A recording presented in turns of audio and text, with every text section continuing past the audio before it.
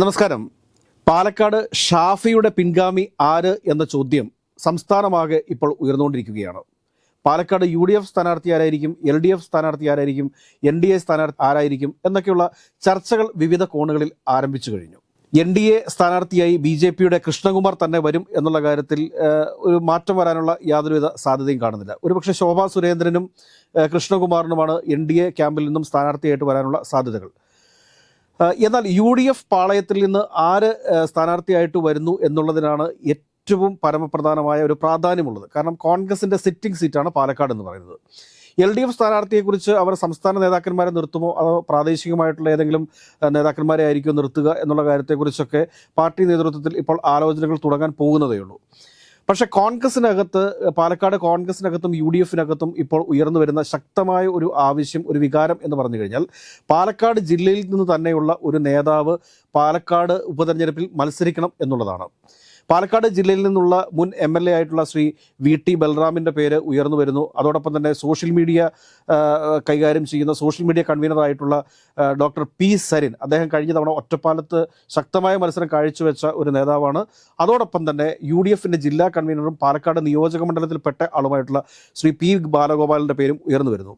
Shri P Balagopal 61 വയസ്സുള്ള കോൺഗ്രസിൻ്റെ നേതാവാണ്. യൂത്ത് കോൺഗ്രസ് വഴി കോൺഗ്രസിലെത്തി എല്ലാവരുമായിട്ടും വളരെയധികം ബന്ധം കാത്തു സൂക്ഷിക്കുന്ന വളരെ ശക്തനായ ഒരു നേതാവാണ്. അദ്ദേഹത്തിൻ്റെ സൗമ്യമായ ഇടപെടലുകളും കാര്യങ്ങളും ഒക്കെ അവിടെ പ്രാദേശികമായിട്ടുള്ള ഒരു നേതാവ് എന്നുള്ള രീതിയിൽ അദ്ദേഹത്തിന് അവിടെ വിജയസാധ്യത കൽപ്പിക്കുന്ന ഒരുപാട് നേതാക്കന്മാരുണ്ട്. അതുകൂടാണ്ട് കോൺഗ്രസിൻ്റെ ഗ്രൂപ്പ് രാഷ്ട്രീയം വെച്ച് പറയുകയാണെങ്കിൽ അദ്ദേഹവും A ഗ്രൂപ്പിൻ്റെ ഒരു പ്രതിനിധിയാണ്. കാരണം ഷാഫി പറമ്പിൽ A ഗ്രൂപ്പിൻ്റെ നോമിനിയായിട്ട് തന്നെയാണ് പാലക്കാട് മത്സരിച്ചിട്ടുള്ളത്. ആളുകളൊക്കെ പറയുമായിരിക്കും AI ഗ്രൂപ്പുകളൊന്നും ഇന്ന് കോൺഗ്രസിലില്ല എന്ന്. പക്ഷേ AI ഗ്രൂപ്പുകൾ കോൺഗ്രസിനകത്ത് ഒരു യാഥാർത്ഥ്യമാണ്. അത് പറയാതെ നമുക്ക് പോകാനും വയ്യ. അപ്പോൾ A ഗ്രൂപ്പിൻ്റെ സീറ്റിൽ A ഗ്രൂപ്പിൻ്റെ തന്നെ നേതാവായിട്ടുള്ള P ബാലഗോപാലിനാണ് കൂടുതൽ സാധ്യതകളുള്ളതും അതോടൊപ്പം തന്നെ വിജയിക്കാനുള്ള സാധ്യതയും കൂടുതലും P ബാലഗോപാലിനാണ്. അദ്ദേഹത്തിൻ്റെ ഭാര്യ ഒരു ഡോക്ടറാണ്. അതുകൂടാതെ പൊതുസമൂഹത്തിൽ നിറഞ്ഞു നിൽക്കുന്ന ഒരു നേതാവ് കൂടിയാണ് അദ്ദേഹം. ശ്രീ VT ബൽറാമിലേക്ക് നമ്മൾ വന്നു കഴിയുമ്പോഴത്തേക്ക് VT ബൽറാമിനെ സംബന്ധിച്ചിട്ട് നമുക്കറിയാം, സോഷ്യൽ മീഡിയയൊക്കെ വളരെ സജീവമായിട്ട് നിൽക്കുകയും കോൺഗ്രസിന് വേണ്ടി ശക്തമായ വാദങ്ങൾ നിയമസഭയ്ക്കകത്തും പുറത്തും ഉന്നയിച്ചിട്ടുള്ള KPCCയുടെ വർക്കിംഗ് പ്രസിഡന്റാണ്. അദ്ദേഹത്തിനും സാധ്യതകളുണ്ട്. പക്ഷേ അദ്ദേഹത്തിൻ്റെ തൃത്താലയിൽ തന്നെ 2026 മത്സരിക്കുവാനുള്ള തയ്യാറെടുപ്പുകളാണ് ഇപ്പോൾ നടത്തിക്കൊണ്ടിരിക്കുന്നത്. കാരണം അദ്ദേഹം KPCCയുടെ വർക്കിംഗ് പ്രസിഡന്റ് കൂടിയാണ്.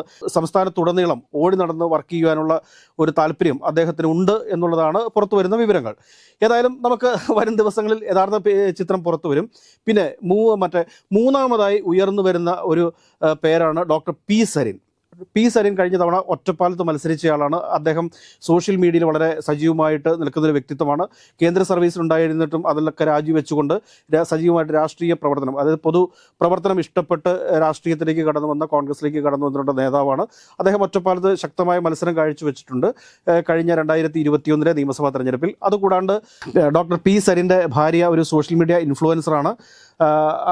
നമുക്ക് ഏവർക്കും സുപരിചിതയാണ്. അവർ സൗമ്യ സരിൻ എന്നാണ് അവരുടെ പേര്. സോഷ്യൽ മീഡിയയിലൊക്കെ വളരെ സജീവമായിട്ട് നിലകൊള്ളുന്ന ഒരു വ്യക്തിത്വമാണ്. മോട്ടിവേഷൻ ക്ലാസ്സുകളും സൈക്കോളജിക്കൽ കൗൺസിലിംഗും ഒക്കെ ആയിട്ട് നിറഞ്ഞു നിൽക്കുന്ന ഒരാളാണ്. ഏറെ സ്വീകാര്യതയുണ്ട്. പാലക്കാടുകാരനാണ് എന്നുള്ളൊരു വലിയ സ്വീകാര്യത ഉണ്ട്. ഈ 3 സ്ഥാനാർത്ഥികൾക്ക് പുറമെ, അതായത് P ബാലഗോപാലിനും അതോടൊപ്പം തന്നെ VT ബൽറാമിനും ഡോക്ടർ P സരിനും പുറമെ കോൺഗ്രസ് അല്ലെങ്കിൽ UDF ഉയർത്തിക്കൊണ്ടുവരുന്ന മൂന്നാമതൊരു പേരാണ്. അത് ഷാഫി പറമ്പലിൻ്റെ ഒരു പ്രത്യേക താല്പര്യമാണ്. അദ്ദേഹത്തിൻ്റെ ഉറ്റ സ്നേഹിതനും അദ്ദേഹത്തിൻ്റെ പിൻഗാമിയായിട്ട് യൂത്ത് കോൺഗ്രസിൻ്റെ സംസ്ഥാന പ്രസിഡന്റൊക്കെ ആയിട്ടുള്ള രാഹുൽ മാങ്കൂട്ടത്തിൻ്റെ പേരാണ്. രാഹുൽ മാങ്കൂട്ടത്തിൽ അവിടെ മത്സരിക്കാൻ എത്തുമോ, അതിനുവേണ്ടിയിട്ടുള്ള സാഹചര്യങ്ങൾ ഉണ്ടാകുമോ എന്നൊക്കെയുള്ളത് കോൺഗ്രസിൻ്റെ സംസ്ഥാന നേതൃത്വം തീരുമാനിക്കേണ്ട ഒരു വിഷയമാണ്. പക്ഷേ എങ്കിലും അവിടെയുള്ള കോൺഗ്രസ് പ്രവർത്തകരുടെയും UDFിൻ്റെ മറ്റ് ഘടകകക്ഷികളുടെയും പൊതുവായ ഒരു വികാരം എന്ന് വെച്ചാൽ പാലക്കാട് നിന്ന് തന്നെയുള്ളൊരു നേതാവ് തന്നെ ഈ പ്രാവശ്യം പാലക്കാട് മത്സരിക്കണം എന്നുള്ളൊരു ആവശ്യം ഉയർന്നു വരുന്നുണ്ട്.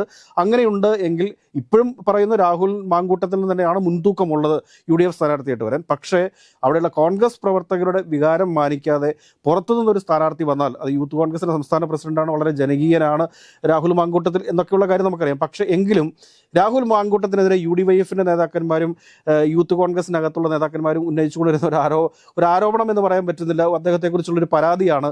അദ്ദേഹം വിളിച്ചു കഴിഞ്ഞാൽ കൃത്യസമയത്ത് ഫോൺ എടുക്കത്തില്ല, കൃത്യസമയത്ത് കാര്യങ്ങൾ അറ്റൻഡ് ചെയ്യാറില്ല എന്നൊക്കെയുള്ളൊരു പരാതികൾ ഉയർന്നു വരുന്നുണ്ട്.